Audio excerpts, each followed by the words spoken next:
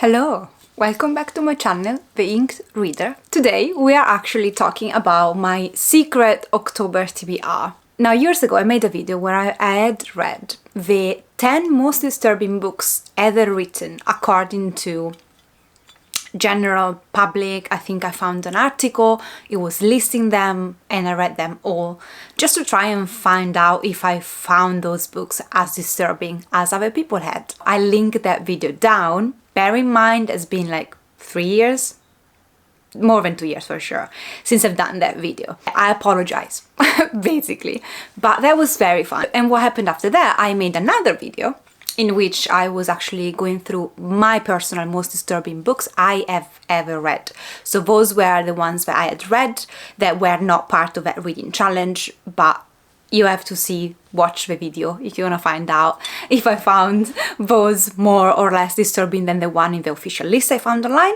And after that, I received comments from you guys, the viewers, about what were your most disturbing books ever read, according to you. So I made a list years ago of those recommendations and decided for this Halloween season to go through your list of your most disturbing books you have ever read and read them myself and see if I found them as disturbing as you did, and if my ultimate disturbing reads list would change. I initially had 10 books written down.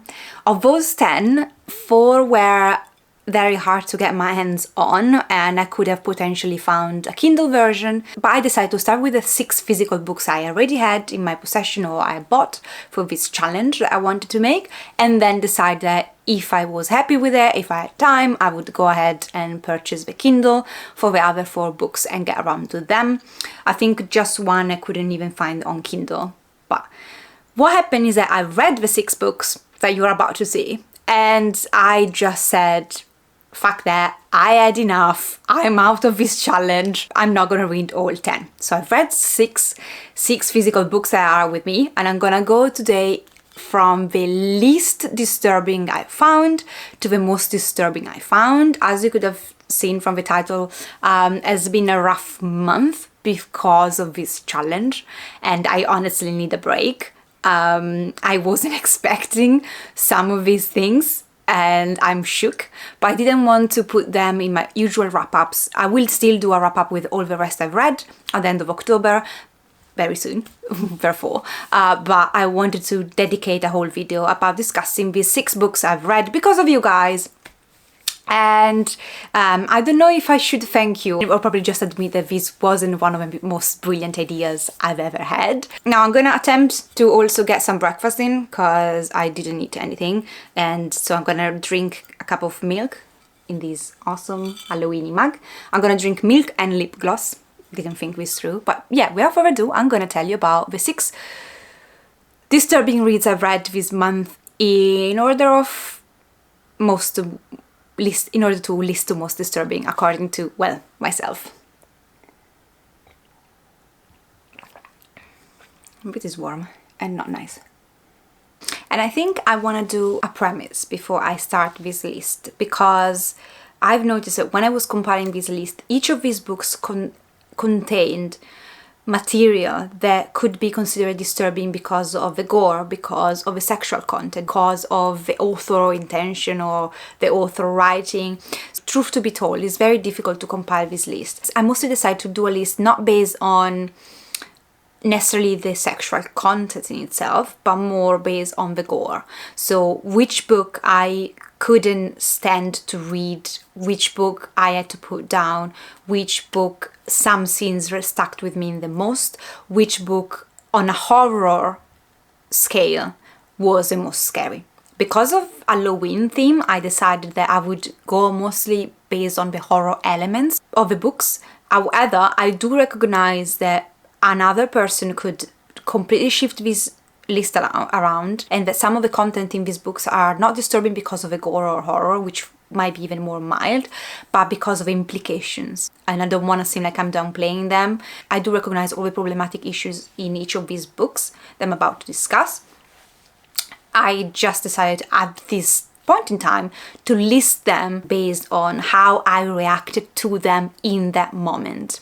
Doesn't mean that upon unpacking them, those might be, some down in the list might be more problematic technically than someone higher up in the list, or vice versa, or whether it is. I just want to make this clear that I decided to put down the list based on my instincts at the moment, last night when I compiled the list, and based on the gory scenes that stuck with me the most.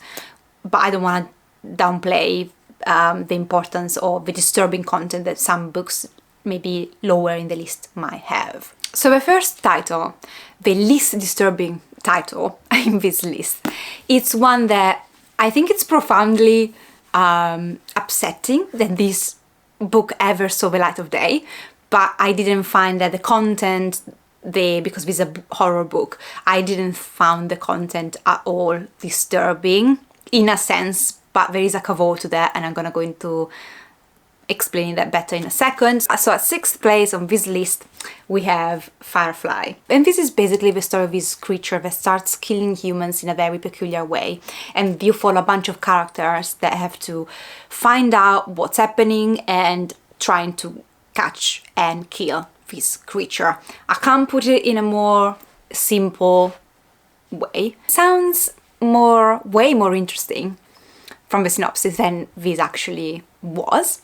This is the only book I've ever read in my life that I think made me more stupid. I honestly think reading this book killed off some of my neurons.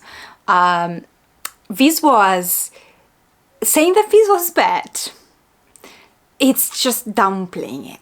Like, I gave this book 1 star because I didn't want to give it 0 stars and seems like it wasn't rated.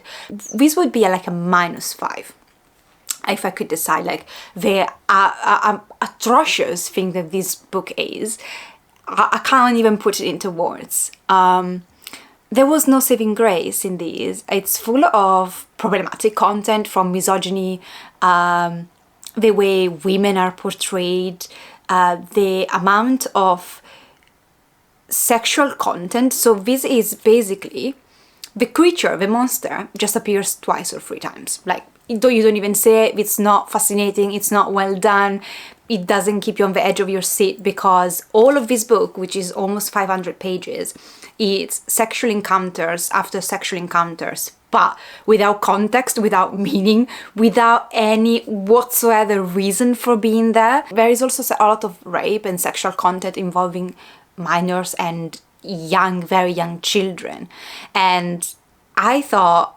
this man couldn't write for shit, and I thought this man, I don't know, it seems like you put together a script from a disturbed 15 years old who clearly can't write properly, and you decide to publish it with his teenage fantasies, disgusting fantasy, and put it in a book, and you decide to publish that for whatever reason. And I honestly, I was like mind blown that this thing was ever published, but I didn't know how much disturbing this was actually until I read the author's note. So this is the author basically justifying himself because he received a lot of backlash because of this book. No shit. And at one point he describes him putting content regarding like the rape of a child, and he describes like that. I suspect our priorities are confused.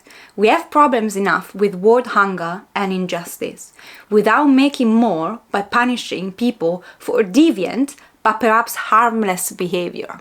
So he calls pedophiles deviant but harmless. I had like a very weird vibe with this guy's, like something's very wrong with you. There is a story, and I'm sorry if this is a spoiler, there is a story in this where a 5-year-old child actually seeks sex with an adult male, and because she wants to feel like a woman. Like, this is how absolutely disgusting this was, but on a disturbing level. I guess it was disturbing with the fact that this ever saw the light of day. Like, I am disturbed that publishers decide to put this on paper. I will do like a proper Goodreads review with going to all of these points, because this deserves like an essay on how shit this was. said that, I'm gonna throw these in the bin. I'm not donating these. I'm not gonna held responsible to pass this on to somebody else, and I don't want this in my house. 1 star. The monster, so the only thing that was actually interesting, like, you know, who this monster is, what's happening, was so, felt so flat, was such a bullshit monster, like, even if you're gonna call it a monster. Nothing to do with Firefly. Honestly, I hope that whoever recommended this to me was the most disturbing book ever written, in the sense that you never, ever read anything more awful than these. So in that sense, yes. But in terms of content, I guess I see, because the sexual content is particularly disturbing. I found it more in like in a very absolutely tasteless, absolutely justifying rape of children. Like, I think this guy should be, I don't know, he should be an author, or it should be looked into, because someone who justifies and spends so much time, 500 pages, justifying the rape of children, basically hinting at times that children want it, I think it should be investigated by the police. It was in the 6th place because of its horror content was basically not there. The monster wasn't scary. This guy is scary. And number 5, I've got The Wasp Factory by Yane, by this guy, I don't know how to pronounce it. This is the story of this young man. He's living with his father in Scotland, I believe, and he's a bit like an oddball in the sense that at the beginning he tells you, I've committed 3 murders in my childhood, early teenagehood, but now I'm past that, I don't do that anymore. And in the background of all of this, he's got an older brother who was hospitalized because of his mental health that was bad. He committed something bad, he did something bad, and you know at the beginning of the story that this older brother escaped the hospital that he was in, and so there is this kind of tension between him recounting, like our main protagonist recounting what happened during, you know, his childhood and why he killed the people that he killed, while at the same time with God in the present, his mentally unstable brother on the loose. And it sounds, again, way more interesting than this actually was. I think this was extremely boring. And the only reason why this got 1 step higher than Firefly in terms of horrorish element is because of 1 scene that's happening. Basically, it's a recount of a scene that happened to the mentally unstable brother in hospital. I found that extremely gory, but all the rest is a 1 scene, literally. I think I got excited over the end because it was just like, for 200 pages I couldn't give a, literally, like, I didn't care. I didn't find the homicides, the kite thing, really. So when the end comes and things seems to finally be picking up in the last 40 pages, there seemed to be like a revelation happening. And when I thought the revelation was around the father, without giving any spoilers, I was like, I would actually probably bump a bit up the rating. But then the actual revelation comes and it was just like, are you for real? I'm gonna cross my finger. You know, you can skip if you don't want to hear any spoilers until my fingers are uncrossed. In the end, we found out that she's actually a girl. And the story was that she was bitten by a dog, and when she was bitten by a dog, her father basically started giving her male hormones, and she had always thought that she had, like, her male genitalia were bitten off, and she never realized that she actually had a vagina and that her clitoris was a bit chewed off, but she thought that that was the equivalent of, you know, that wasn't a clitoris, that wasn't a vagina, that she actually had, you know, her male genitalia bitten off. And so she never questioned that. And I was just like, are you fucking kidding me? Like, are you fucking kidding me right now? Like, I mean, I've never seen live a chopped off male genitalia versus a chopped off vagina, I'll admit that, but I highly doubt you can fucking confuse the 2 of them. I highly doubt that. So, yeah, this was bullshit. 2 stars, read. No. I'm gonna donate these so fast, I don't wanna keep it. Number 4, I decided to put The Butcher Boy, which went through a rough deal. It wasn't like this. What happened to this book? I don't know. Anyway, The Butcher Boy is Irish fiction. And this is basically the story of this young boy. He is coming from a problematic family, and one day he gets in a fight with the mother of one of his schoolmates. And after he has this fight with this woman, he basically down spiral in a life of criminality, and you can kind of see him becoming obsessed and him kind of losing his mind. This wasn't as disturbing in the sense of its scenes, apart from a couple. This was just profoundly disturbing in the sense of implication again of this book, and how we see the role of shame into creating a monster, into creating a criminal.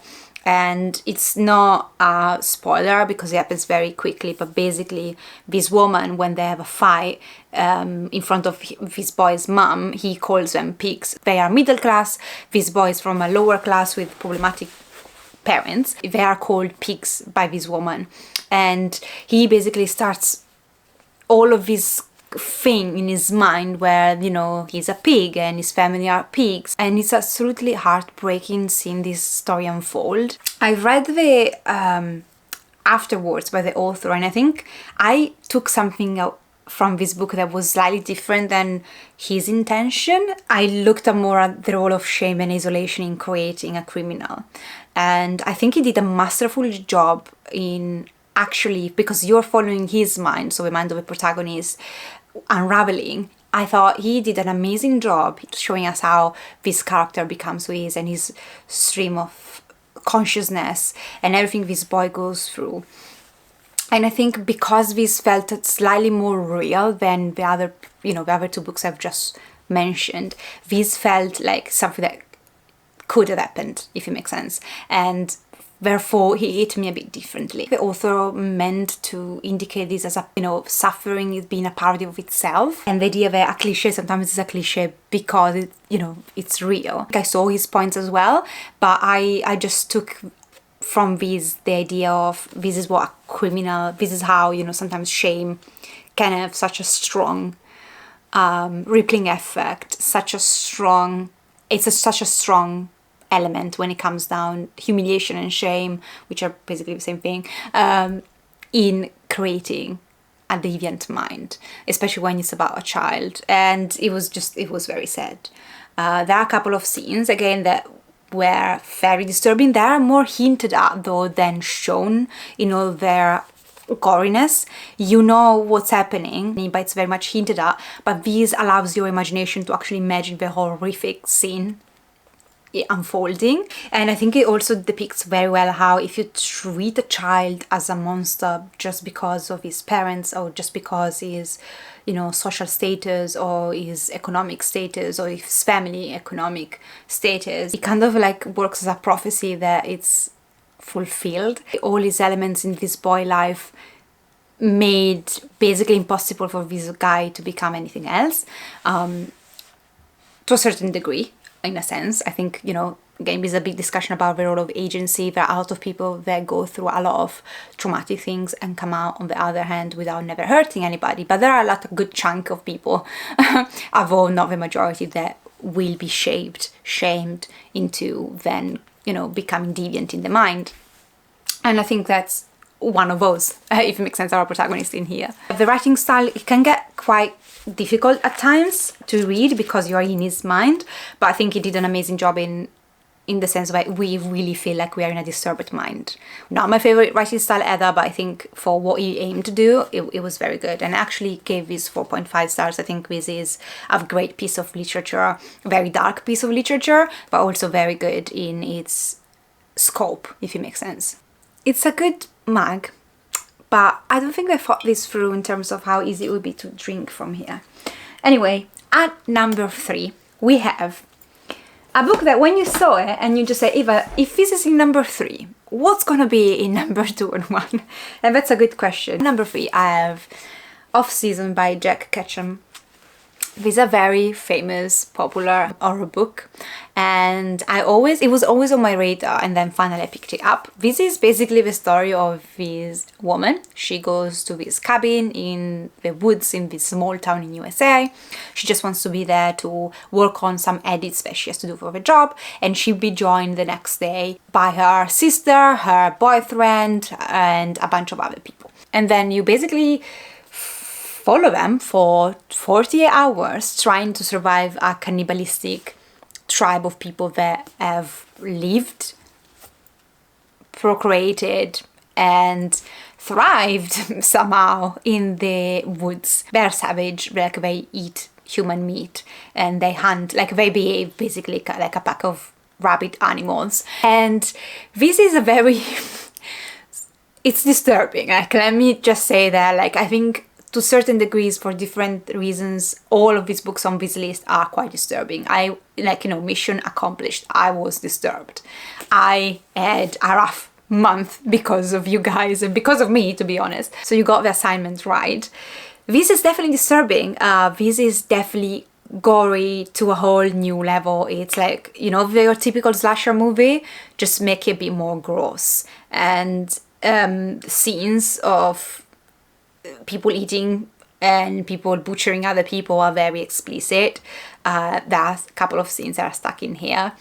I honestly think that this man, to come up with something like this, he must be himself not fully well. Thinking this, it takes some...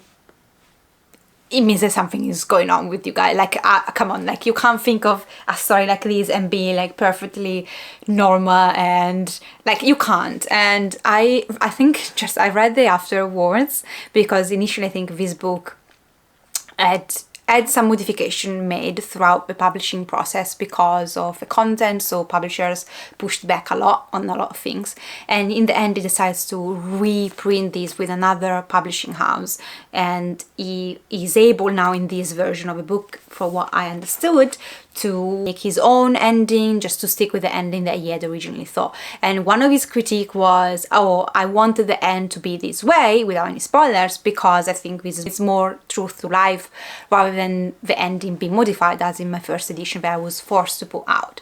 And I think it's a bit hypocritical, because come on, man, like, nothing in this is fucking real. Come on, like, you can't just say that. Otherwise, you wouldn't have one of your guys at one point follow the cannibals in the woods rather than just run to the police. Like, you can't just let me think that in real life, someone gets out of this situation, okay, for whatever reason, they're blessed, they manage to get away, and instead of going to the police, he decides to go in the woods and follow the cannibals and get in a lot more shit of trouble. That's not realistic to life. So the fact that he complained about, oh, I wanted to go with this ending because it's more realistic, it's more truth to life, that's bullshit. Then whole your book doesn't make sense. I just get on my nerves when I notice these kind of discrepancies in the author opinion and what they do. Like, it just bugged me the wrong way.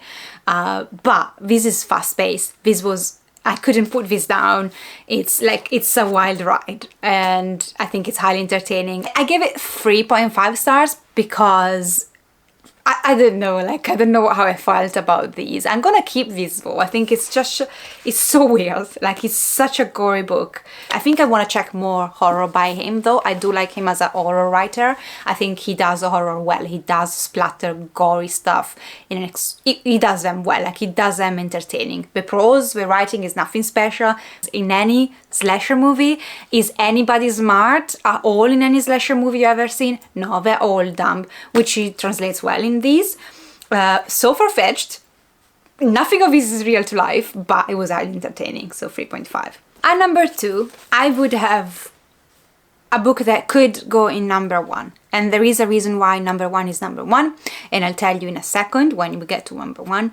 However, in terms of goriness, in terms of absolute shit that even in my wildest, more horrific dream I couldn't come up with, at number 2 we have Exquisite Corpse.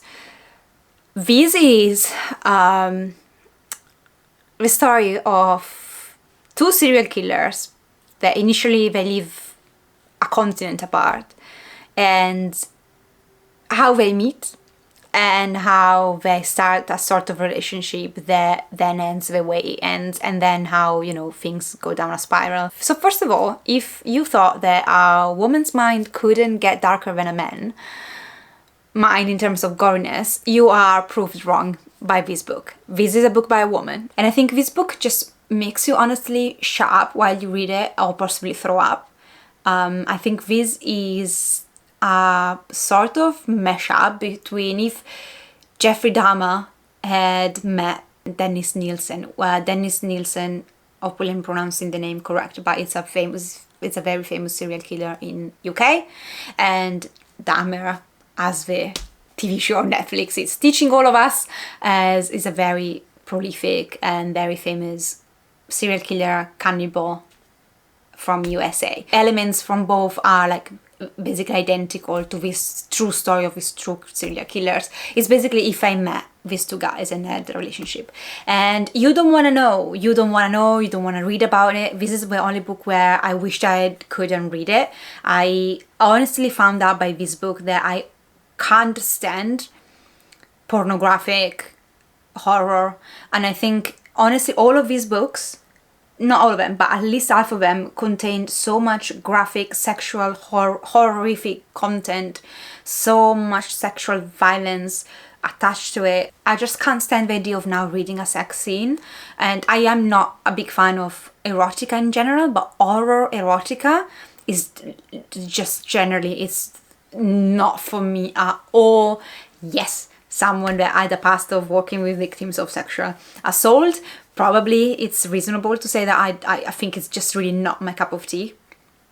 So I struggled through this month because of this content, like so much sexual violence. It's used as a main plot device. I gave this book 1.5 stars. Said that I understand the prose wasn't bad, but I don't understand the point of this book. Like, what was the aim? Like, I don't think there was even a plot. Like, the plot was such unsubstantial. The plot was just not there. It was sex scene, rape after rape and butcher and mayhem and butchering people and eating people non-stop for what? This is a popular horror book. I just don't understand why. And I don't want this in my house. I've got a personal opinion where I don't think stuff like this should be published. And again, you can go online, you can look whether you want, but a lot of serial killers, and this is proven scientifically, statistically, a lot of violent serial killers, a lot of sexual predators out there, they will consume violent pornography prior to actually then committing their crime. So they found actual link between pornography and violent pornography especially, and then crime and violence and the abuse of others. So a book like this depicting such, I don't think you can go more gory than this. I honestly don't think you can, in terms of sex and rape and how you kill a human being. What is the scope of this? Like, I can just see downside of this. I can just see normal people being absolutely disgusted by reading this. And you're fascinated because it's so horrific that you just can't put this down. But ultimately, when you put this down, you realize that it has left you with nothing, if not a vague nausea. And on the other side, people that are already violent or that have violent fantasies, this is not going to help them, is it? So I'm morally against this book, but without doubts, one of the most horrific, disturbing things I've ever read. Doubtless. So number one, we have a book that I've actually, so it's part of a trilogy, so I've just read, for the sake of this video, the first one. I will hopefully finish the whole book, hopefully by the end of the month, who knows. So this is number one, the book that I had, actually the only book that I had to, with Exquisite Corpse, with these, I had some moments where I was just like this. With this book, I actually took, put it down, and I had the moments where I was just like, do I keep reading or do I leave this down? And so this is why it's number one, and it's A Child Called It. This is the whole trilogy, so I've just read for now the first book, which is not even 100 pages long.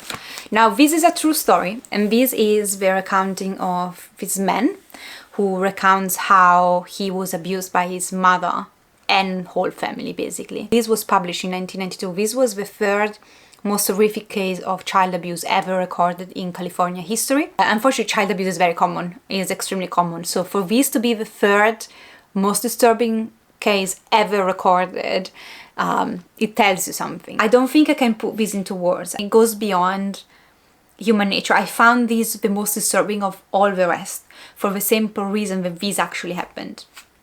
Like a young boy went through this, and he reminded me a lot of cases that of course weren't so horrible than this, but it just brought me back a lot of memories, a lot of abused children that I've seen, and it was just hitting me differently as a parent, as a human being.